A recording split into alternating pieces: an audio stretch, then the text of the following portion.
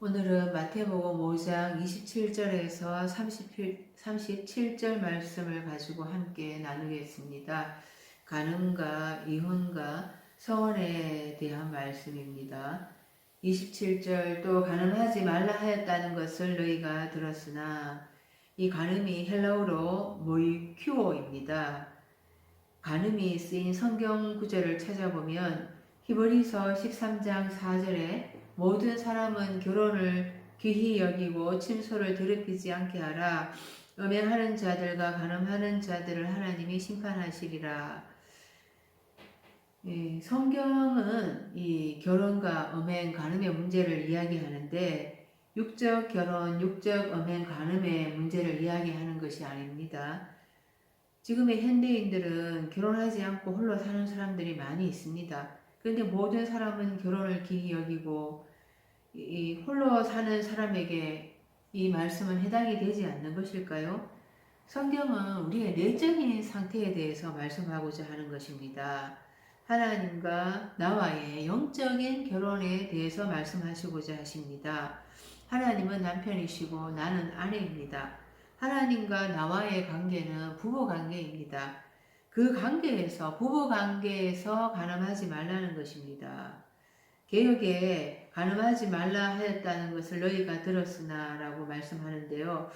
여기에서 헬라어 아르카이오스라는 그 본래라는 뜻이 원어가 생략되어 있습니다. 이 아르카이오스가 형용사이고 복수로 쓰여 있거든요. 그래서 본래 삶에게 말했는데 간음해서는 안 된다고 나의 본래 삶에게 구전되어졌다는 것입니다. 이 본래 삶이라는 것을 개역에서는 옛사람에게 말한 바 이렇게라고 번역이 되어 있죠. 나의 본래 삶에게 간음해서는 안 된다고 구전되어졌는데요. 창세기 2장 23절에서 24절에 보면은 아담에게서 갈빗대를 취하여서 여자를 만들고 아담이 부모를 떠나서 그 안에 여자와 연합하여서 둘이 한 몸이 되었다고 합니다. 우리는 이 남자 여자라는 물리적인 것이라고 생각을 하는데 하나님이 내 안에 남자라는 속성도 만들고 여자라는 속성을 만들어서 그것을 비유로 남자 여자와의 결혼관계라고 우리에게 가르쳐 주십니다. 그 남자라는 속성, 여자라는 속성을 내 안에 만들어서 그것이 내 안에 있다라는 것을 생각해야 합니다. 아담과 하와가 한 몸이었는데 창세기 3장에 하와 여자가 뱀의 유혹에 빠졌습니다. 그 하나님이 먹지 말라고 하신 동산 나무의 실과를 먹었죠. 여자가 먹고 또 아담에게도 주어서 아담도 따라 먹었습니다. 아담과 하와가 한 몸이었는데 아담 안에 있는 여자적인 속성이 변질되었다는 것입니다. 결국에 아담이 변질되었다는 것입니다. 이 아담은 첫 아담으로 첫째 날의 나의 모습입니다. 그 첫 아담이 변질되어서 그 사단의 유혹에 넘어가서 나무의 실과를 먹었다는 것인데요. 하나님의 말씀에 순종치 않고 사단에게 넘어가서 실족한 것이죠. 그 나무의 실과가 지식의 실과입니다. 지식을 먹었다는 것입니다. 하나님의 지식으로 먹지 않고 사단의 지식으로 먹었다는 것입니다. 이것이 간음입니다. 이 아담은 나의 첫째 날의 사람인데요. 나의 첫째 날부터 간음을 한 것입니다.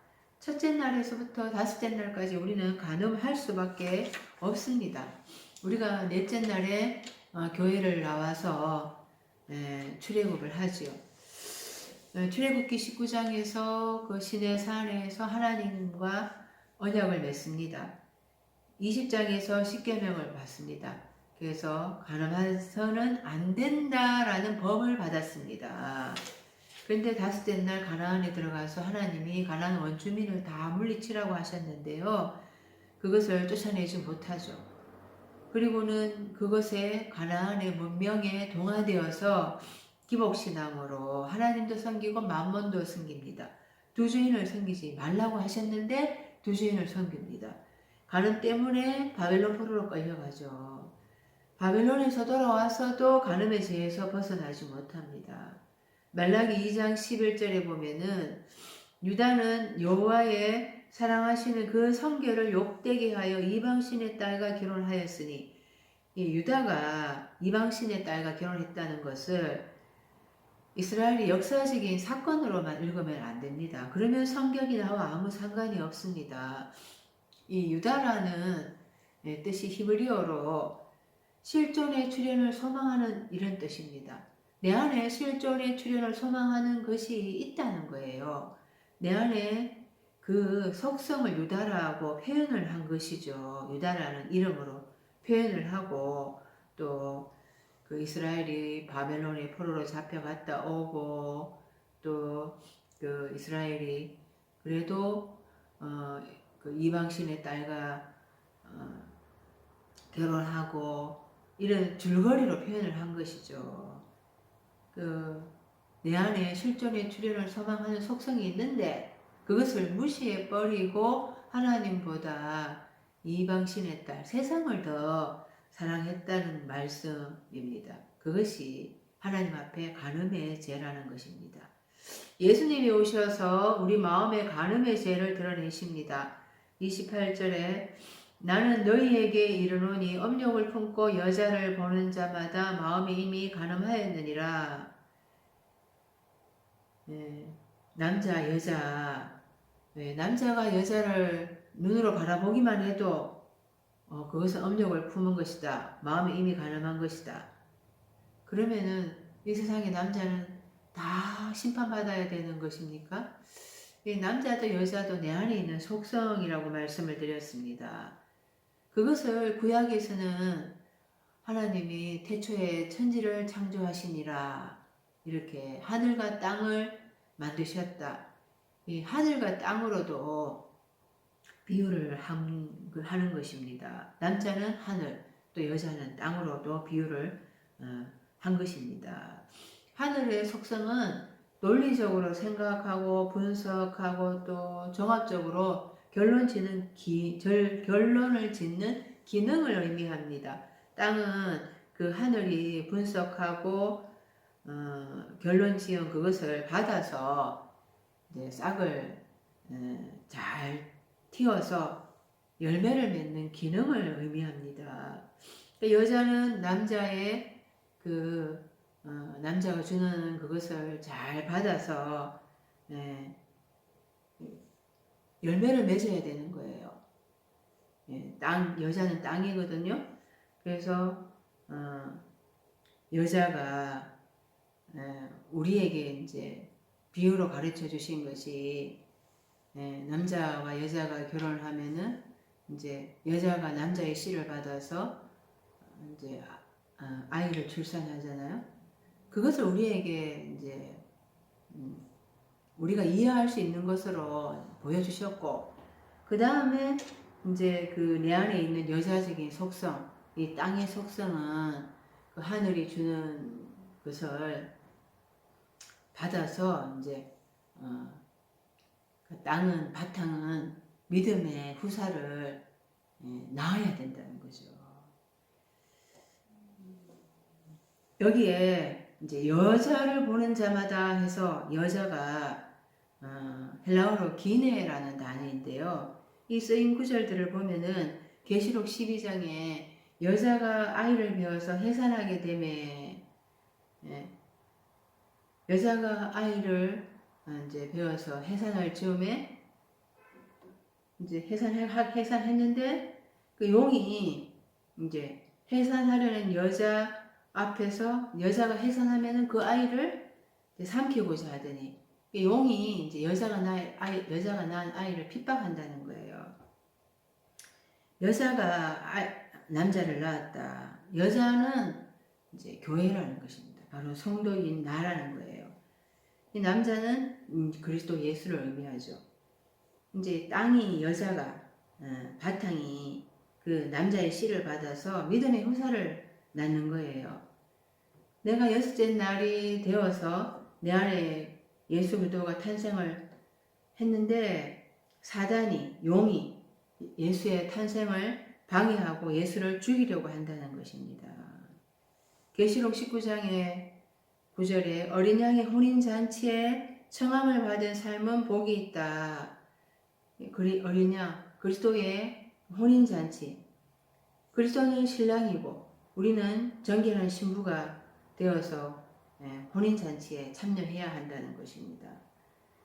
그런데 우리가 정결한 신부로 그리스도의 혼인잔치에 참여할 수도 있고 그런 여자가 될 수도 있고 정결한 여자가 될 수도 있고 아니면은 또 계시록 17장 3절 4절을 보면은 간음하는 여자가 될 수도 있다는 것입니다.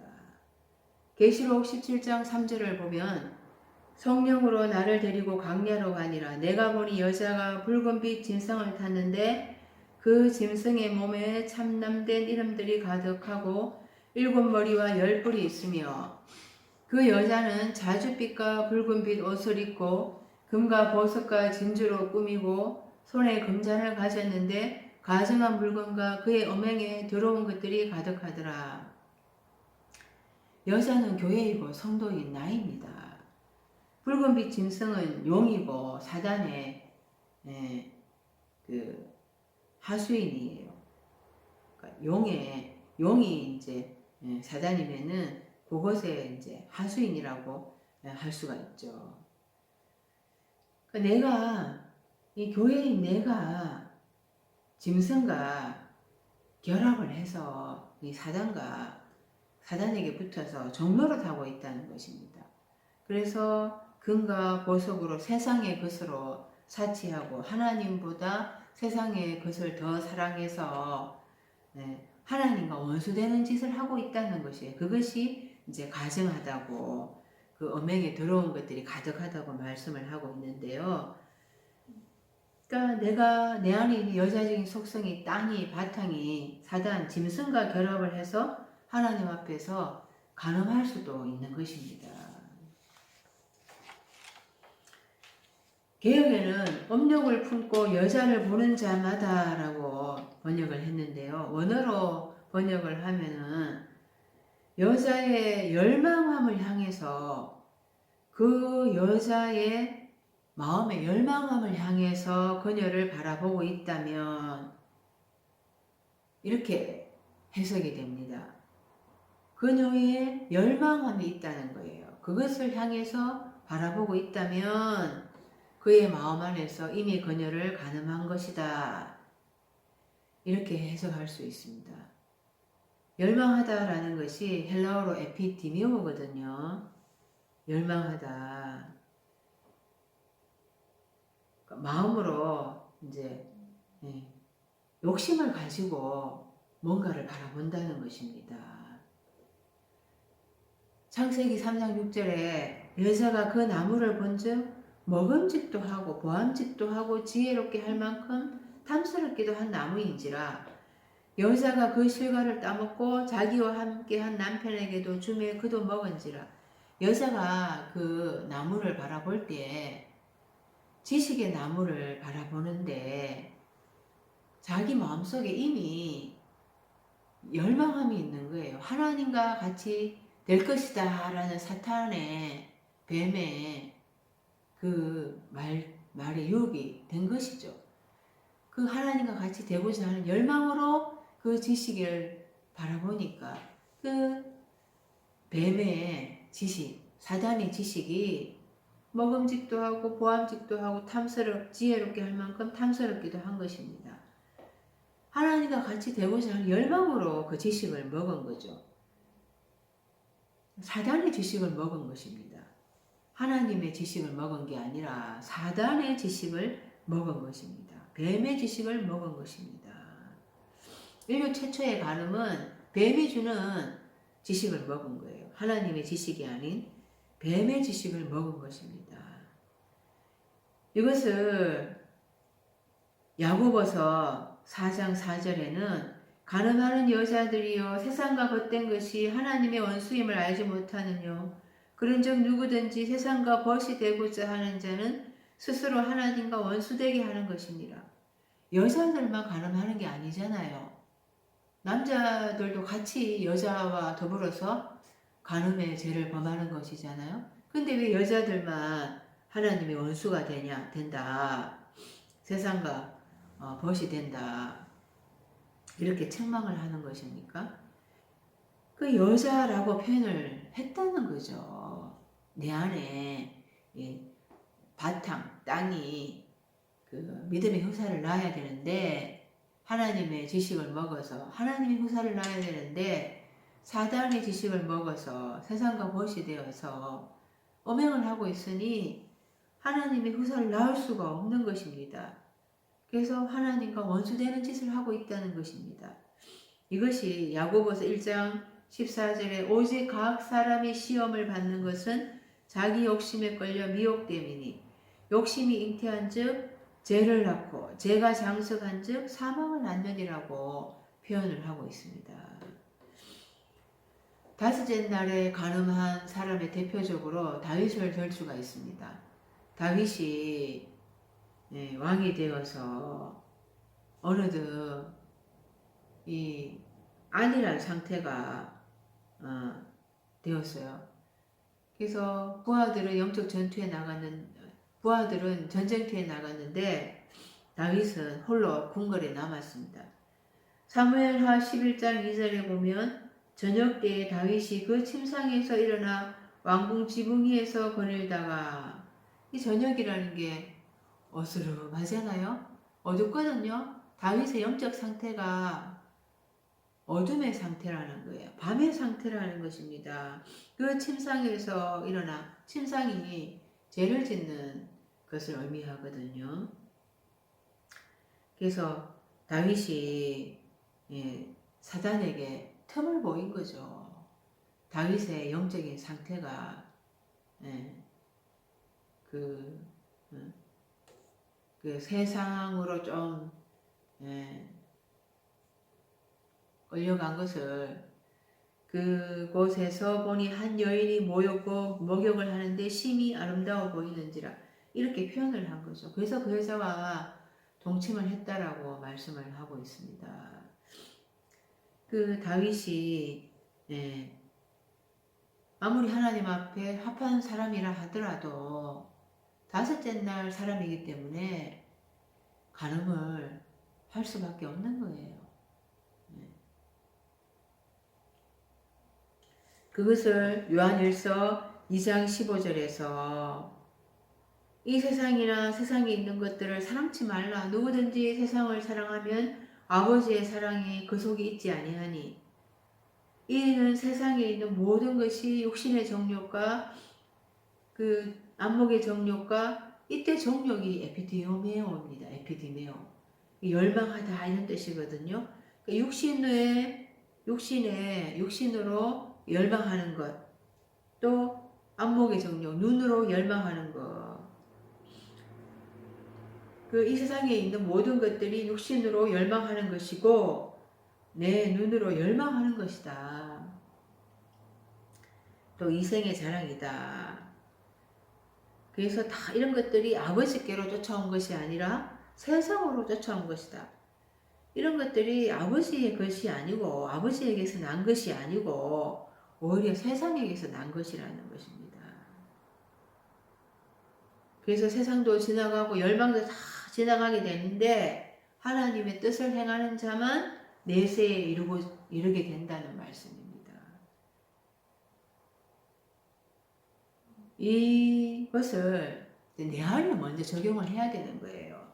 남자가 여자를 바라봐 보기만 해도 마음에 이미 간음했다. 이런 물리적인 것으로 해석을 해서는 그러면 여자들은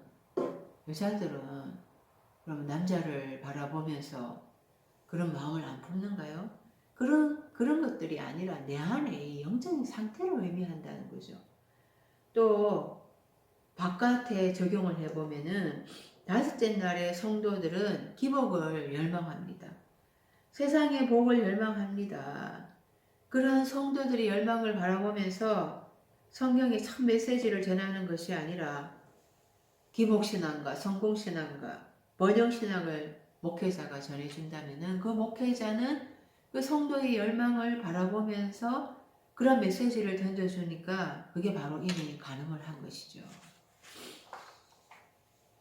그 자기 욕심에 끌려서 미혹되고 그래서 그 욕심이 잉태한 즉 죄를 낳고 또 죄가 장성한 즉 사망을 낳느니라.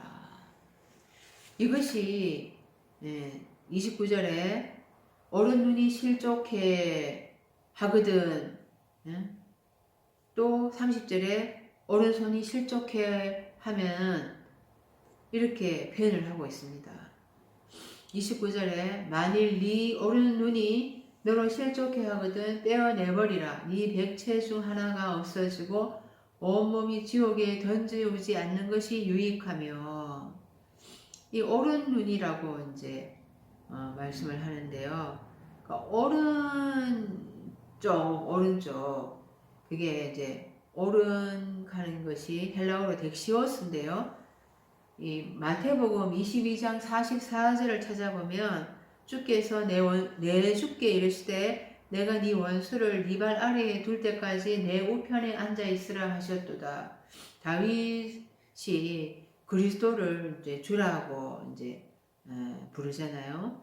그러니까 하나님이 이제 그리스도에게 내 우편에 앉아 있으라 하셨다는 거죠. 그러니까 하나님의 편은 오른쪽입니다. 오른쪽. 마태복음 25장 33절에도 양은 그 오른편에 염소는 왼편에 두라. 그 양은 하나님의 편이고 염소는 왼편에 그 하나님의 반대편인 거예요. 하나님을 대적하는 자들이 왼편에 있게 된다는 겁니다. 또 그때 임금이 그 오른편에 있는 자들에게 이르시되 내 아버지께 복받을 자들이여 나와 창세로부터 너희를 위하여 예비된 나라를 상속받으라. 그러니까 오른편에 있는 자들은 아버지께 복받을 자들이고 예비된 나라를 하나님의 나라를 상속받게 된다는 것입니다. 그러니까 오른 눈이 그러니까 하나님의 편에 있는 옳은 바른 일을 해야 할 눈이 너로 실족해 하거든 빼어내는 것인데요.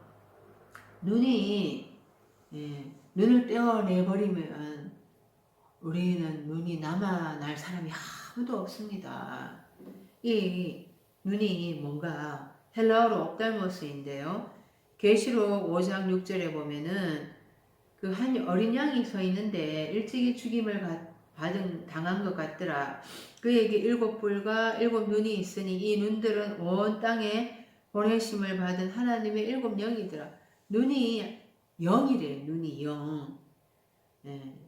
그래서 사도행전의 9장에 보면은 사울이 이제 하나님의 빛을 받아서 꼬꾸라지잖아요. 그래서 땅에서 일어나 이제 눈은 떴는데 보지 못하게 되거든요. 그래서 다메섹으로 이제 사람의 손에 걸려서 들어가는데요. 그 아나니아를 통해서 이제 눈을 뜨게 됩니다. 행전 9장 18절에 보면은 즉시 사울의 눈에서 비늘 같은 것이 벗어져 다시 보게 된지라. 이 물리적인 눈이 아니라는 것입니다. 영적으로 깨닫지 못하고 있는 상태를 말하는 거죠. 그래서 사울이 눈을 떴지만은 영적으로 깨닫지 못하고 있다가 눈에서 비늘 같은 것이 벗겨져서 비로소 깨닫게 되었다는 것입니다. 그래서 이 하나님의 옳은 그 영 안에서 깨닫고 있어야 되는데 근데 깨닫지 못하면은 실족하게 된다는 거거든요. 이 실족해 하거든. 이 실족하다가 헬라어로 스칸달리조라는 단어입니다. 왜 실족하는가? 이 말씀이 없어서 환난이나 박해가 왔을 때 말씀의 뿌리가 없어서 잠깐 견디다가 넘어지게 되고 실족하게 되는 거죠. 그래서 예수님은 누구든지 나로 말미암아 실족하지 않아야 하는 자는 복이 있도다 말씀하셨어요. 말씀이 깊이 있으면은 깨어 있으면은 실족하지 않게 되는데 영적으로 어두워져 있으면은 예수님의 말씀에 걸려서 실족하게 됩니다. 여기서 유익하다. 네가 온몸이 지옥에 던져지지 않는 것이 유익하다. 이렇게 우리말로는 번역을 하고 있습니다. 그런데 유익하다라는 것이 심페로라는 헬라어 단어인데 동반하다 이런 뜻이거든요. 그러니까 그 오른 눈이 실족해 하거든. 실족해 하는 오른 눈을 동반하고 있다는 것입니다. 실족해 하는 오른 눈이 그것을 내가 가지고 있는 한은 내가 당연히 말씀에 걸려서 말씀을 깨닫지 못하니까 걸려 넘어지게 되는 거죠. 우리는 그 다섯째 날까지는 이 실족해 하는 오른 눈을 가지고 있다는 거예요.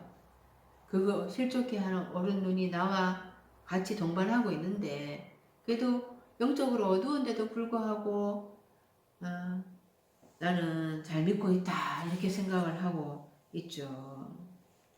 다섯째 날까지는 우리는 간음할 수밖에 없고 영적으로 어두워서 실족되는 그런 상황에 빠져 있습니다. 하나님이 그렇게 우리를 설계하셨습니다. 그래서 제자들도 예수님 말씀을 들으면서도 영적으로 어둡잖아요.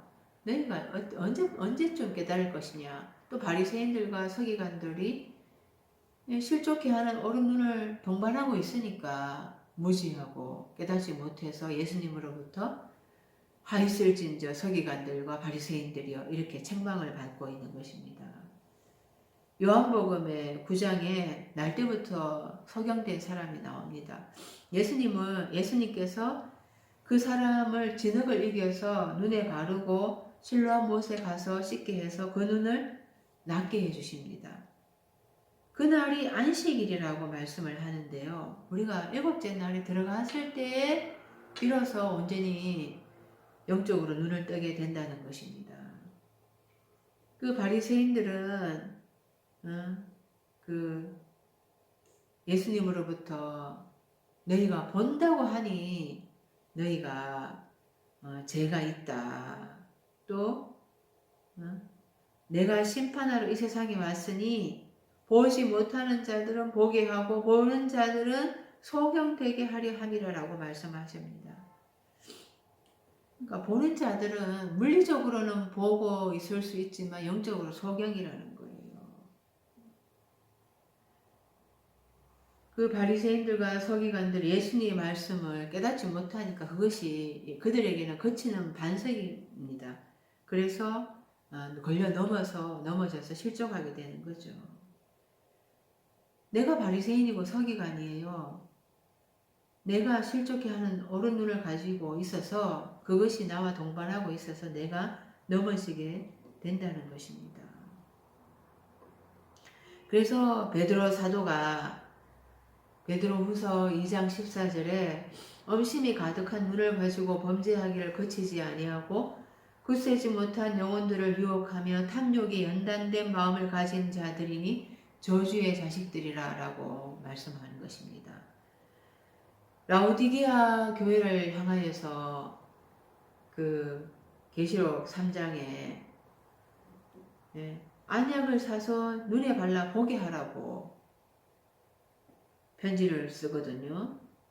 라오디게아 교인들은 나는 부자라 부유하여 부족한 것이 아무것도 없다. 그렇지만은 벌거벗은 수치를 가지고 있고 영적인 소경이라는 것입니다. 그래서 우리가 영적으로 눈이 이렇게 떠 있어야지 깨달아야지 실족하지 않을 수가 있습니다. 그리고 지옥에 던져지지 않을 수가 있습니다. 30절에 또한 만일 네 오른손이 너로 실족해 하거든 찍어내 버리라. 네 백체 중 하나가 없어지고 온몸이 지옥에 던지우지 않는 것이 유익하니라. 이 손이라는 것이 헬라어로 케이르인데요. 이 손이 일을 하는 거잖아요. 사역을 하는 거예요. 또 손이 능력이죠. 또 힘입니다. 그래서 이제 누구의 손에 떨어지다 이러면은 누구의 지배하에 그 사람의 힘에 장악되었다 이런 것을 의미합니다. 창세기 32장 11절에 야곱이 내가 주께 간구하오니 내 형의 손에서 에서의 손에서 나를 건져내시옵소서. 그 야곱의 그 힘에 자기가 장악될까봐 야곱의 손에 자기가 죽을까봐 두려워하는 것이잖아요. 또 손은 하나님의 구속의 행위를 표현합니다. 로마서 10장 21절에 이스라엘에 대하여 이르되 순종하지 아니하고 거슬러 말하는 백성에게 내가 종일 내 손을 벌렸노라. 하나님의 구원의 구속의 행위를 이제 손을 벌렸다라고 표현을 하는 것이죠. 그러니까 우리의 손이 그러니까 하나님의 사랑과 구원을 행하는 손이 되어야 하는 것입니다. 그런데 이 손으로 어떠한 일을 하는가? 손으로 어떠한 행위를 하는가? 내가 이 영적으로 어두우면은 내가 나를 실족해 하는 행위를 내가 할 수 있다는 거예요. 창세기 3장 22절에 여호와 하나님이 가라사대 보라 이 사람이 선악을 아는 일에 우리 중 하나같이 되었으니 그가 그 손을 들어 생명나무 실과도 따먹고 손을 들어 생명나무 실과도 따먹고 그 손을 이렇게 들어서 생명나무 실과를 취한다는 거죠. 그리고 이 마태복음 26장 23절 24절에 보면은 가라사대 나와 함께 그릇에 손을 넣는 그가 나를 팔리라. 가룟 유다가 예수님께서 말씀하시는 대로 그릇에 손을 넣었잖아요. 이 손으로 예수님을 팔아넘기는 범죄를 행한 거죠. 손으로 범죄를 행하고 손으로 하나님의 말씀에 순종하지 않는 일을 해서 실족하게 된다는 것입니다. 예수님은 누가복음 24장 39절에서 40절에 내 손과 발을 보고 나인 줄 알라. 또 나를 만져보라. 영은 살과 뼈가 없으되 너희 보는 바와 같이 나는 있느니라. 예수님은 손과 발이 온전했어요. 예수님은 온전한 손과 발을 만져보라고 말씀하셨습니다. 그런데 우리는 이 말씀에 걸려 넓어지는 게 많잖아요.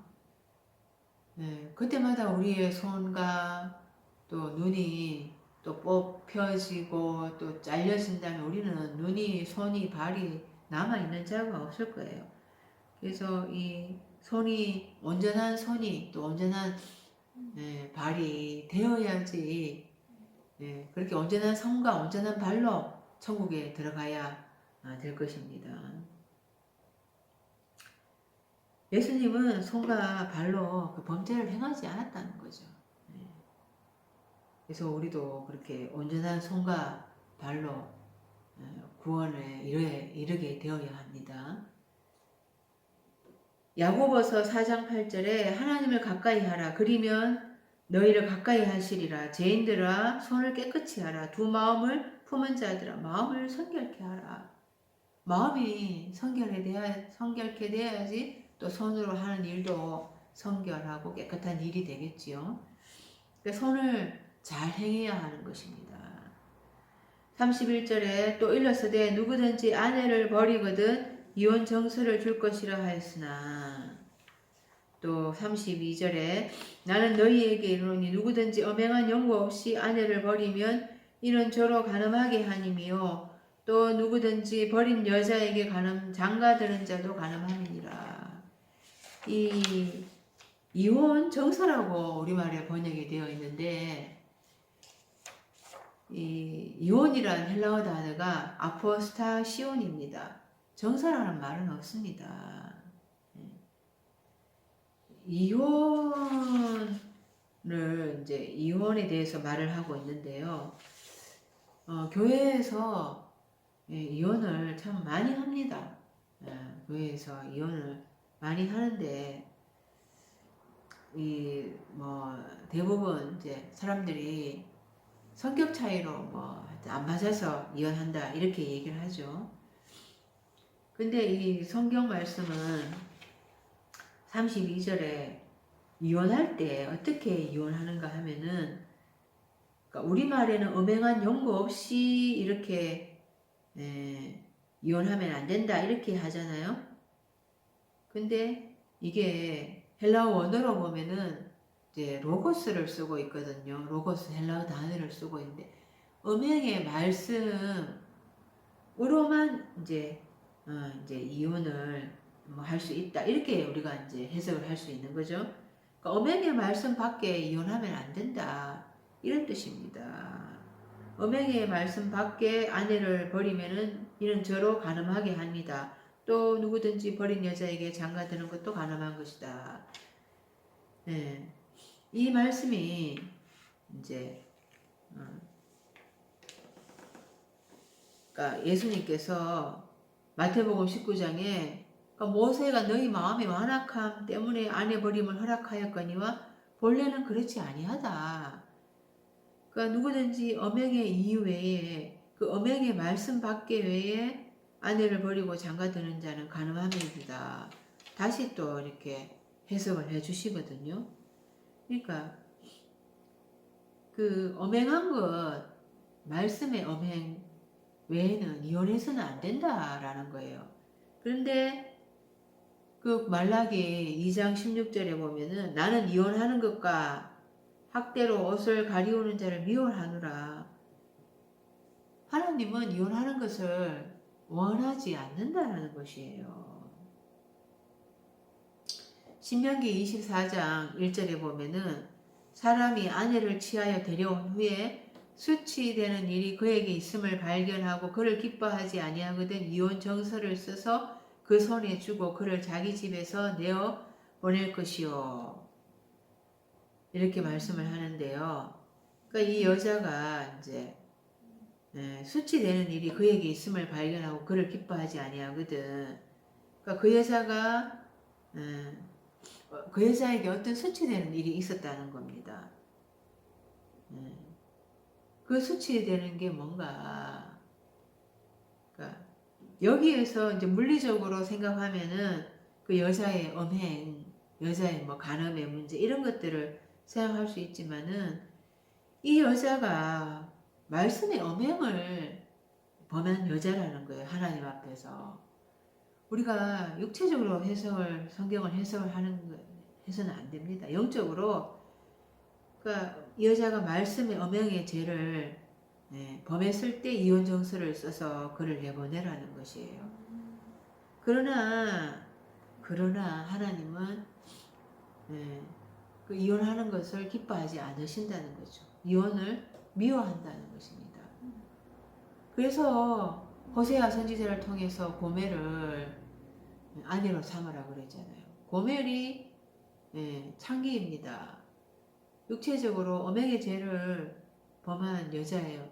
그런 자에게도 호세아 선지자를 보내서 아내로 삼으라고 결혼을 하라고 그래서 자녀를 낳게 하셨잖아요.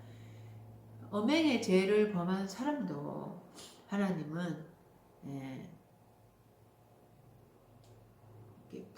품어야 한다라는 것을 우리에게 비유로 가르쳐 주신 것이죠. 그렇지만은 궁극적으로 하나님 앞에서 우리가 어떤 여자가 되어야 되는가? 정결한 여자가 되어야 된다는 것입니다. 정결한 신부가 되어야 한다는 것입니다. 계시록 14장 4절에 그 14만 4천이 나오거든요. 그러면서 이 사람들은 여자로 더불어서 더럽히지 아니하고 정결이 있는 자라. 어린 양이 어디로 가든지 따라가는 자며 사람 가운데서 구속을 받아 처음 익은 열매로 하나님과 어린 양에게 속한 자들이니. 그러니까 24만 4천에 대해서 이제 구속을 받아서 처음 익은 열매다. 새 노래를 이제 부르는 자들이다. 이런 자들이 이제 구원받은 자라고 하는데요. 그러니까 14만 4천에 대해서도 나중에 또 이제 자세한 설명이 있어야 됩니다. 그런데 이 14만 4천이 이 사람들이 여자로 더불어 더럽히지 아니하고 정절이 있는 자다라고 표현을 하고 있습니다. 그러면은 남자만 구원을 씁니까?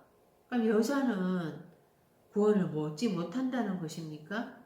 여자로 더불어 이렇게 말할 때 메타기네라고 이제 헬라어 단어이거든요.